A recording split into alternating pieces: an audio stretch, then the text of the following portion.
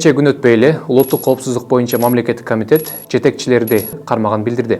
Сизге выговор берсин деп астрайымга айтылган экен. Сизге выговор берген ордуна зордуктоого чектелген адам экенсиз, мисалы. Выговор берген ордуна сизди көтөрүп салып тур жумуштан. Табелде бир курстан сабак берет деп жаздырып, айлык алып жүргөндүгү тууралуу маалыматыңыз барбы жок?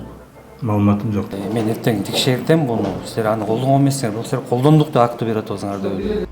Кайра 14 банка силерге ушундай ашыкча кетиптир деп бизге Майрамбек деген бухгалтерден чалганда биз кайра кайтарып бергенбиз да. Акты ким түзүп берген ошондо?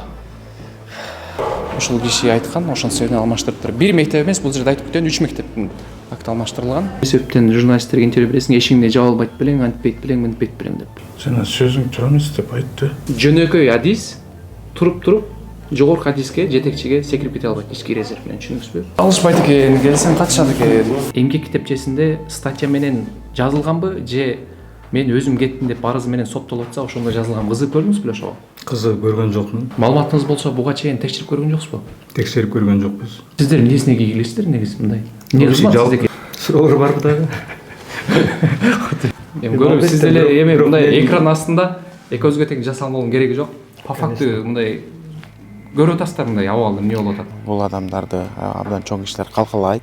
Мен адилеттүүлүк үчүн буга чейин да күрөшүп келгем, мыйзамдуулук үчүн. Мындан да күрөшөрүм.